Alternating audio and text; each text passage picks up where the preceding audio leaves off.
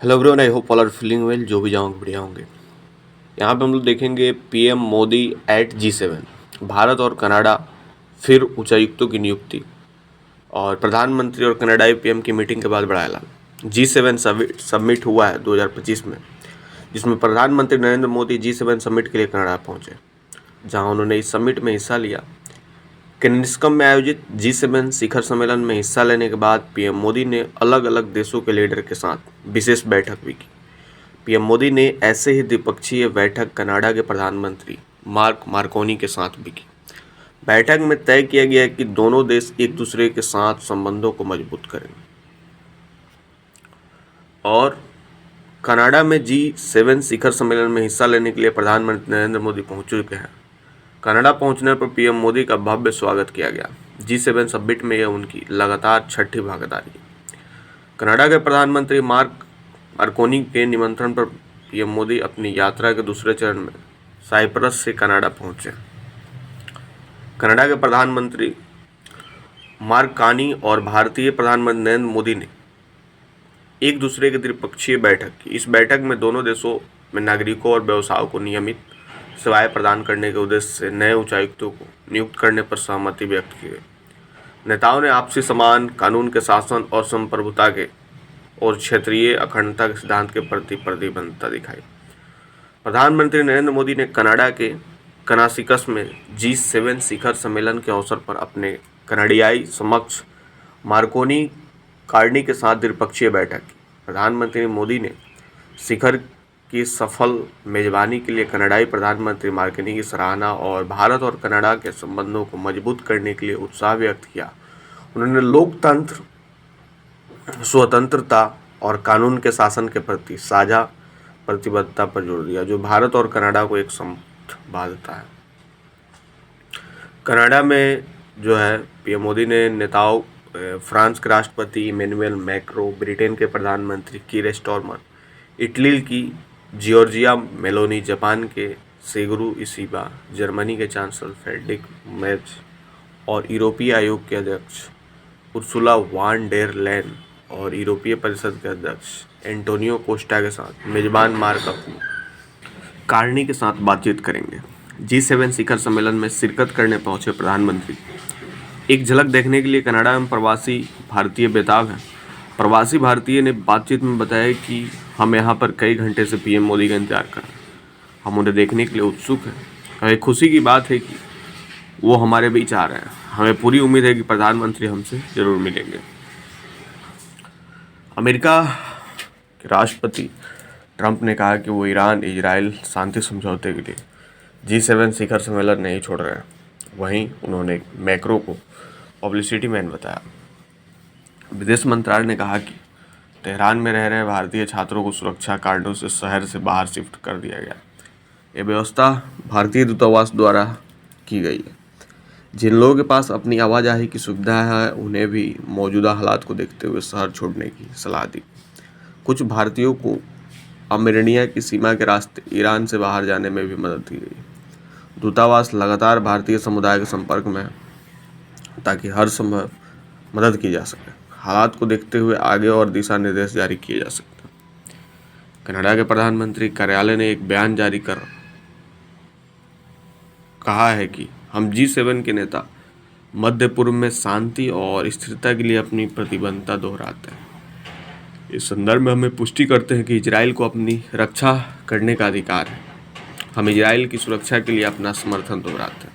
हम नागरिकों की सुरक्षा के महत्व की पुष्टि करते हैं। भारतीय विदेश मंत्रालय ने वर्तमान स्थिति को देखते हुए एडवाइजरी जारी किया और कहा है कि सभी भारतीय जल्द से जल्द तेहरान छोड़ दें। बता दें कि ईरान और इजराइल के बीच युद्ध तेजी से आगे बढ़ रहा है। G7 ने इजराइल के दावे का खंडन करते हुए संयुक्त बयान जारी कर कहा है कि ईरान के पास कभी परमाणु हथियार नहीं हो सकता।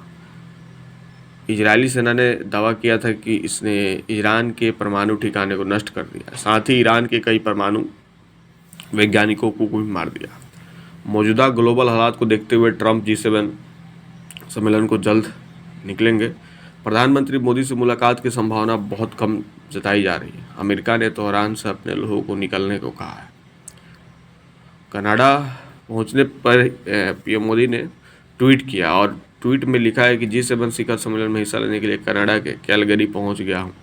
शिखर सम्मेलन में विभिन्न नेताओं से मुलाकात करूंगा और महत्वपूर्ण वैश्विक मुद्दे पर अपने विचार साझा करूंगा। ग्लोबल साउथ की प्राथमिकताओं पर भी जोर दूंगा। भारत ने जस्टिस ट्रूडो की सरकार पर कनाडा की धरती से खालिस्तानी समर्थक तत्वों को काम करने की अनुमति देने का आरोप लगाया था।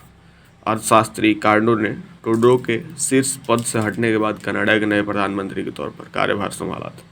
पिछले कुछ महीनों में भारत और कनाडा के सुरक्षा अधिकारियों ने संपर्क पुनः शुरू किया और दोनों पक्ष नए उच्चायुक्तों की नियुक्ति की संभावना पर विचार कर रहे हैं।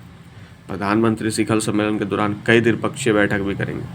यह सम्मेलन भारत की ओर से ऑपरेशन सिंदूर की एक महीने बाद हो रही है, जिसमें 22 अप्रैल के पहलगाम हमले के जवाब में पाकिस्तान के कब्जे वाले कश्मीर में आतंकवादी बुनियादी ढांचे को निशाना बनाया गया था।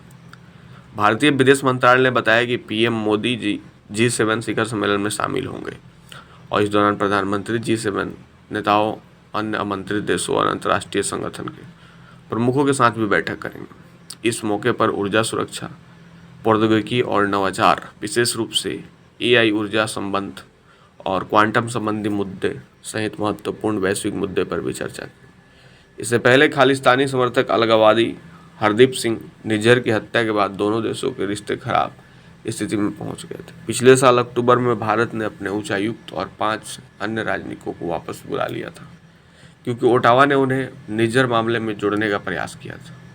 भारत ने कनाडा के भी इतने ही राजनयिकों को निष्कासित किया। प्रधानमंत्री मोदी 3 देशों साइप्रस, कनाडा और क्रोएशिया की यात्रा पर है। पहले चरण में प्रधानमंत्री साइप्रस पहुंचे, वहां आज सुबह पीएम मोदी कनाडा पहुंच चुके हैं और प्रधानमंत्री मार्क कार्नी के साथ निमंत्रण पर अपनी यात्रा के दूसरे चरण में साइप्रस से कनाडा पहुंचे। G7 शिखर सम्मेलन में हिस्सा लेने के लिए पीएम मोदी को कार्नी की ओर से दिया गया निमंत्रण नई सरकार की भारत के साथ संबंधों को सुधारने की मंशा का संकेत है। G7 यानी ग्रुप ऑफ 7 दुनिया की 7 बड़ी अर्थव्यवस्था France, America, Britain, Germany, Italy, Canada और यूरोपीय संघ का एक अनौपचारिक समूह है। इसके सदस्य वैश्विक आर्थिक और भू राजनीतिक मुद्दों पर चर्चा करने के लिए हर साल G7 शिखर सम्मेलन में मिलते हैं।